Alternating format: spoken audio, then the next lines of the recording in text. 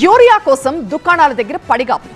App సమస్యలపై నిరసనలు కొనసాగుతున్న వేళ నో యూరియా ప్లీజ్ అని ప్రభుత్వం పిలుపునిస్తోంది. ప్రభుత్వం అసలు యూరియా ఎందుకు వద్దంటోంది? మరి రైతులకి ప్రత్యామ్నాయం ఏంటి?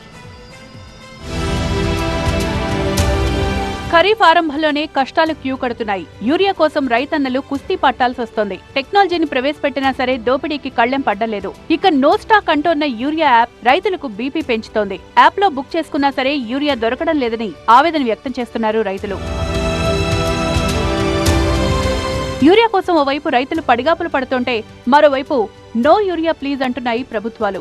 పెట్రోల్ డీజిల్ స్థానంలో ఎలక్ట్రిక్ వాహనాలు, ఎల్పీజీకి ప్రత్యామ్నాయంగా పీఎన్జీ, సీఎన్జీలను ప్రోత్సహించినట్లే రసాయన ఎరువులపై ఆధారాన్ని తగ్గించి సహజ సేంద్రియ వ్యవసాయాన్ని పెంచాలని చెప్తున్నారు నేతలు. ఎకరానికి 4,000 రూపాయలు ప్రోత్సాహం ఇచ్చింది కేంద్ర ప్రభుత్వం. నేను చెప్తున్నా కదా, ఇప్పుడు ఎవరైతే ప్రకృతి వ్యవసాయం చేస్తారో, స్టార్ట్ చేస్తారో, భవిష్యత్తులో 2-3 సంవత్సరాల తర్వాత వాళ్ళు కోటీశ్వరులు పక్కా అవుతారు. యూరియా వినియోగాన్ని తగ్గించాలనే ఆలోచన కొత్తది కాదు. ప్రధాని మోదీ కూడా యూరియా వాడకాన్ని తగ్గించాలంటూ పలుమార్లు రైతులకు పిలుపునిచ్చారు. భూసారం కాపాడాలంటే రసాయన ఎరువుల వినియోగం తగ్గాలని చెప్పారు.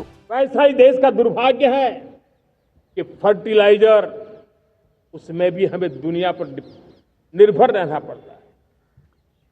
मेरे देश के किसान भी फर्टिलाइजर का सही उपयोग कर करके धरती माता की सेवा कर सकते हैं.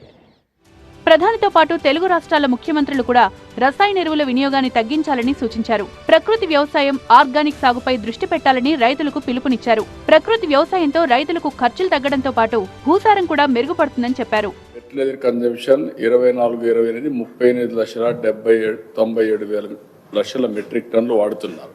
4 సంవత్సరాల్లో ఆవరేజ్ అని 36,71,000 మెట్రిక్ టన్నులు వాడాలని చెప్పి అనుకున్నాం. ఈ సంవత్సరం 33 లక్షలకు గాని వాడితే ఒక 3,70,000 తగ్గించాలి అని కూడా ఆలోచించాం. సేంద్రియ వ్యవసాయమే రైతులకు రక్షణ. ప్రతి గ్రామం నుంచి 4,24,00,000 రూపాయలు పేదల ధనం తరలిపోతుందని ఏదైతే చెబుతుండ్రో ఆ 4,24,00,000 రూపాయలను తరలిపోకుండా చూడాలి గ్రామాల నుంచి అని అంటే సేంద్రియ వ్యవసాయం మనం చేపట్టాలి. దేశంలో యూరియా వినియోగం ఏడాదికి 350 లక్షల మెట్రిక్ టన్నులు ఉంటుందని చెప్తోంది కేంద్రం. ఎరువుల సబ్సిడీ కోసమే ఏడాదికి 1,00,000 కోట్లకు పైగా ఖర్చవుతోంది. అలాగే అవసరానికి మించి యూరియా వినియోగించడం వల్ల నేలలోని సూక్ష్మ పోషకాలు తగ్గిపోవడం, భూసారం క్షీణించడం, నీటి కాలుష్యం వంటి సమస్యలు వస్తున్నాయి. దీంతో కేంద్ర రాష్ట్ర ప్రభుత్వాలు నానో యూరియా, ప్రకృతి వ్యవసాయం, సేంద్రియ సాగు వంటి ప్రత్యామ్నాయాలను ప్రోత్సహిస్తున్నాయి.